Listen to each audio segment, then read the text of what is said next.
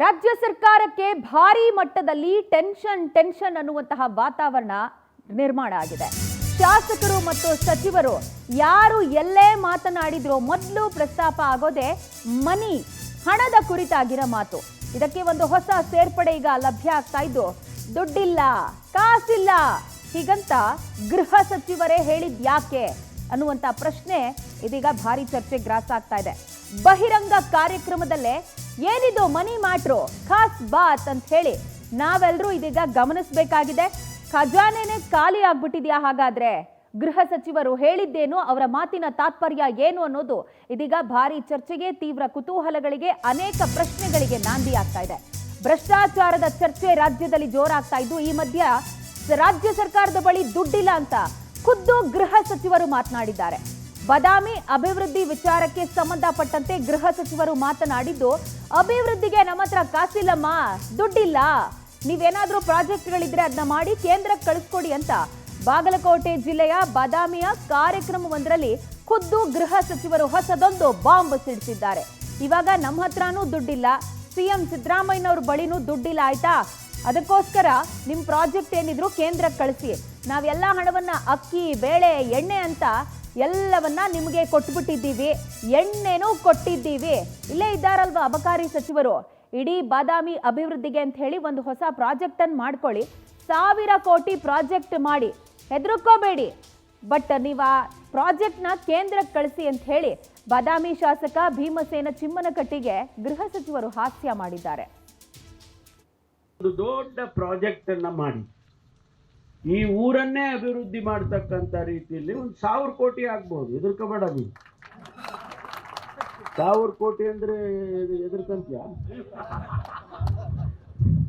ಯಾಕಂದ್ರೆ ಭೀಮಸೇನಿಗೆ ಏನಾಗ್ಬಿಡಿದೆ ಅಂದ್ರೆ, ಏನಪ್ಪ ಈ 1000 ಗೇವ್ರ ಹೇಳಿ ಇದೇನು ಕತೆ ಇದು, 1000 ಕೋಟಿ ಆಗಿ ಇದನ್ನ ಒಂದು ಇಡೀ ನಮ್ಮ ಬಾದಾಮಿಯ ಪಟ್ಟಣವನ್ನೇ ಅಭಿವೃದ್ಧಿ ಮಾಡ್ತಕ್ಕಂಥ ರೀತಿಯಲ್ಲಿ ಒಂದು ಪ್ರಾಜೆಕ್ಟ್ ಅನ್ನ ಮಾಡಿ ಕೇಂದ್ರಕ್ಕೆ ಕಳಿಸ್ಕೊಡ್ಬೇಕು. ನಮ್ಮ ಹತ್ರ ದುಡ್ಡಿಲ್ಲ, ಸಿದ್ದರಾಮಯ್ಯ ಹತ್ರ ದುಡ್ಡಿಲ್ಲ, ಆಯ್ತಾ?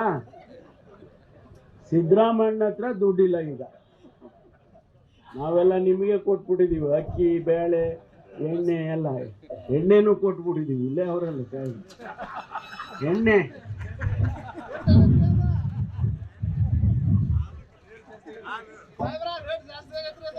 ಆ 1000 ಕೋಟಿ ರೂಪಾಯಿ ಪ್ರಸ್ತಾವನೆಯನ್ನ ಕೇಂದ್ರಕ್ಕೆ ಕಳಿಸಿದ್ರೆ ಇದನ್ನ ರಕ್ಷಣೆ ಮಾಡತಕ್ಕಂತ ಕೆಲಸ ಆಗುತ್ತೆ. ಮತ್ತು ಊರನ್ನು ಕೂಡ ಇನ್ನೂ ಒಂದಿಷ್ಟು ಬ್ಯೂಟಿಫಿಕೇಶನ್ ಮಾಡೋದಕ್ಕೆ, ಸುಂದರ ಮಾಡೋದಕ್ಕೆ. ಈ ಬಗ್ಗೆ ಹೆಚ್ಚಿನ ಡೀಟೇಲ್ಸ್ ಕೊಡೋದಕ್ಕೆ ನಮ್ಮ ಪ್ರತಿನಿಧಿ ನಿಜಗುಣ ಮಠಪತಿ ನಮ್ಮೊಂದಿಗೆ ನೇರ ಸಂಪರ್ಕಕ್ಕೆ ಸಿಗ್ತಾ ಇದ್ದಾರೆ. ನಿಜಗುಣ ಅವರೇ, ಲಿಟ್ರಲಿ ಈಗ ರಾಜ್ಯ ಸರ್ಕಾರದ ರಿಯಾಲಿಟಿಯನ್ನ ಹಾಸ್ಯ ಚಟಾಕಿಯ ಮೂಲಕ ಗೃಹ ಸಚಿವರೇ ತೆರೆದಿಟ್ಬಿಟ್ಟಿದ್ದಾರೆ ಅಂತ ಕಾಣಿಸ್ತಾ ಇದೆ. ಈ ಮಾತುಗಳನ್ನು ಕೇಳಿದಾಗ ರಾಜ್ಯ ಸರ್ಕಾರದ ರಿಯಾಲಿಟಿಯನ್ನ ಗೃಹ ಸಚಿವರು ಜನತೆಯ ಮುಂದೆ ಬಾದಾಮಿಯಲ್ಲಿ ತೆರೆದಿಟ್ಟಿದ್ದಾರೆ ಅನ್ನುವಂಥಂಗೆ ಕಾಣಿಸ್ತಾ ಇದೆ. ಬಿಕಾಸ್ ಅವರು ಮಾತನಾಡುವಂತ ಸಂದರ್ಭದಲ್ಲಿ ನಮ್ಮ ಹತ್ರ ದುಡ್ಡಿಲ್ಲ, ಏನೆಲ್ಲ ಸಮಸ್ಯೆಗಳಾಗ್ತಾ ಇದೆ ಅನ್ನುವಂಥದ್ದನ್ನ ವಿವರಿಸುವಂತ ಪ್ರಯತ್ನ ಮಾಡಿದ್ದಾರೆ. ನಿಮ್ಮ ಅಭಿವೃದ್ಧಿಗೆ ನೀವು ಯೋಜನೆಗಳನ್ನು ರೂಪಿಸ್ಕೊಳ್ಳಿ, ಬಟ್ ನಮ್ಮ ಹತ್ರ ಮಾತ್ರ ಹಣ ಕೇಳಬೇಡಿ ಅಂತ ಮಾತನಾಡಿದ್ದಾರೆ. ವಿಪಕ್ಷಗಳು ಈಗಾಗಲೇ ಅನೇಕ ಬಾರಿ ಆರೋಪವನ್ನ ಮಾಡ್ತಾ ಇದೆ, ಈ ಸರ್ಕಾರ ಎಲ್ಲ ಹಣವನ್ನ ತನ್ನ ಗ್ಯಾರಂಟಿ ಯೋಜನೆಗಳಿಗೆ ವಿನಿಯೋಗಿಸ್ತಾ ಇರೋದ್ರಿಂದ ಅಭಿವೃದ್ಧಿಗೆ ಹಣ ಆಗ್ತಿಲ್ಲ ಅಂತ ಹೇಳಿ ವಿಪಕ್ಷಗಳು ಹೇಳ್ತಾ ಇದೆ.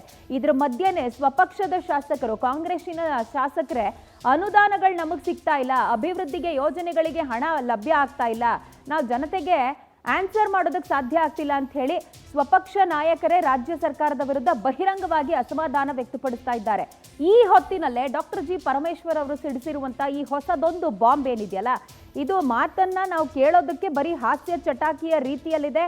ಅಲ್ಲಿನ ಶಾಸಕರಿಗೆ ಅವರು ಹಾಸ್ಯ ಮಾಡಿದಂಗೆ ಕಾಣಿಸ್ತಾ ಇದೆ. ಬಟ್ ಸರ್ಕಾರದ ರಿಯಾಲಿಟಿ ಇದೇನಾ ಹಾಗಾದ್ರೆ ಅನ್ನುವಂಥ ಪ್ರಶ್ನೆ ಕೂಡ ಈಗ ಹೇಳ್ತಾ ಇದೆ.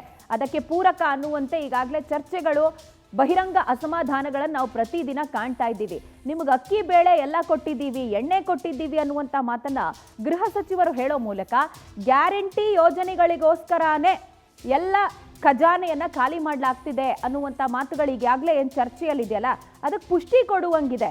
ಬಿಕಾಸ್ ಈ ಗ್ಯಾರಂಟಿ ಯೋಜನೆಗಳನ್ನು ಬ್ಯಾಲೆನ್ಸ್ ಮಾಡೋದಕ್ಕೆ ಖಜಾನೆಯಲ್ಲಿ ಈಗ 53,000 ಕೋಟಿ ಮೀಸಲಿಡಲಾಗಿದೆ ಎಲ್ಲ ಯೋಜನೆಗಳಿಗೆ.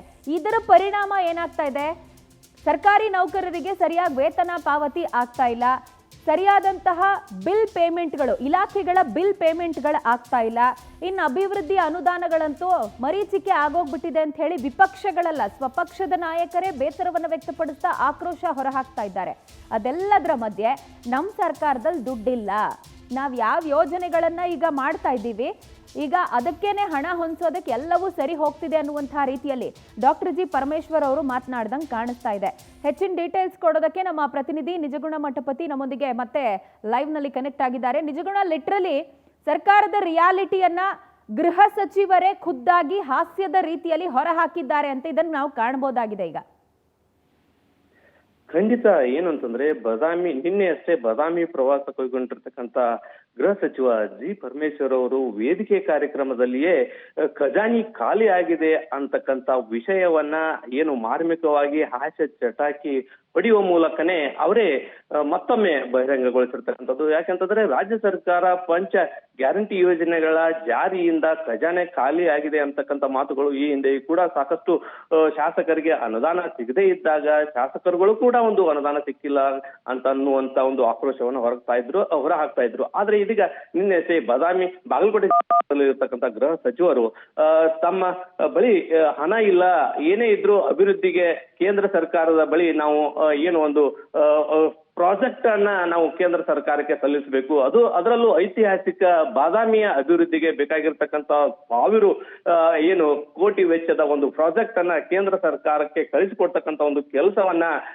ಅಲ್ಲಿಯ ಬಾದಾಮಿಯ ಶಾಸಕರಾಗಿರ್ತಕ್ಕಂಥ ಬಿ ಚಿಮ್ಮನಕಟ್ಟಿ ಅವರು ಮಾಡಬೇಕು ಅಂತಕ್ಕಂಥ ಒಂದು ಮಾತನ್ನ ಹಾಸ್ಯ ಚಟಾಕಿ ಮೂಲಕನೇ ಹೇಳುವುದರೊಂದಿಗೆ ರಾಜ್ಯ ಸರ್ಕಾರದ ಬೊಕ್ಕಸ ಖಾಲಿ ಆಗಿದೆ ಅಂತಕ್ಕಂಥ ಏನು ಸತ್ಯವನ್ನ ಮತ್ತೆ ಹೊರ ಹಾಕಿರ್ತಕ್ಕಂಥದ್ದು. ಇದು ಏನು ಇದ್ರ ಜೊತೆಗೆ ಏನು ಖಜಾನೆ ಖಾಲಿ ಆಗ್ಲಿಕ್ಕೂ ಕಾರಣವನ್ನ ಹೇಳ್ತಾರೆ. ನಾವು ಈಗಾಗಲೇ ಪಂಚ ಗ್ಯಾರಂಟಿಯನ್ನ ಕೊಟ್ಟು ನಾವು ಖಾಲಿ ಆಗಿದ್ವಿ, ಸಿದ್ದರಾಮಯ್ಯನ ಹತ್ರ ದುಡ್ಡಿಲ್ಲ ಅಂತಕ್ಕಂಥ ಒಂದು ಮಾತನ್ನ ಜಿ ಪರಮೇಶ್ವರ್ ಅವರು ಹೇಳ್ತಾ ಇದ್ದಾರೆ. ಅದು ಮದ್ಯ ಆಯ್ತು, ಪಂಚ ಗ್ಯಾರಂಟಿ ಆಯ್ತು, ಹಾಗೆ ಭಾಗ್ಯ ಯೋಜನೆಗಳಾಯ್ತು, ಅನ್ನ ಭಾಗ್ಯ ಆಯ್ತು. ಈ ರೀತಿ ಈಗ ಸರ್ಕಾರ ಪಂಚ ಗ್ಯಾರಂಟಿಯನ್ನ ಕೊಡೋ ಮೂಲಕ ಸರ್ಕಾರದ ಖಜಾನೆ ಖಾಲಿ ಆಗಿದೆ ಅಂತಕ್ಕಂಥ ಒಂದು ಮಾತನ್ನ ಜಿ ಪರಮೇಶ್ವರ್ ಅವರು ವೇದಿಕೆ ಮೇಲೆ ನಗುತ್ತಲೇ ಬಾದಾಮಿ ಕ್ಷೇತ್ರದ ಶಾಸಕ ಬಿ ಚಿಮ್ಮನಕಟ್ಟಿ ಅವರ ಅತ್ತ ಕೈ ಮಾಡುವ ಮೂಲಕ ಒಂದು ರಾಜ್ಯ ಬೊಕ್ಕಸ ಖಾಲಿ ಆಗಿದೆ ಅಂತಕ್ಕಂಥ ಮಾತನ್ನ ಮತ್ತೊಮ್ಮೆ ಜಿ ಪರಮೇಶ್ವರ್ ಅವರು ಬಾದಾಮಿಯಲ್ಲಿ ವ್ಯಕ್ತಪಡಿಸಿರ್ತಕ್ಕಂಥದ್ದು. Fine Nijaguna Mathapati, thank you ತಮ್ಮೆಲ್ಲ ಡೀಟೇಲ್ಸ್ಗೆ.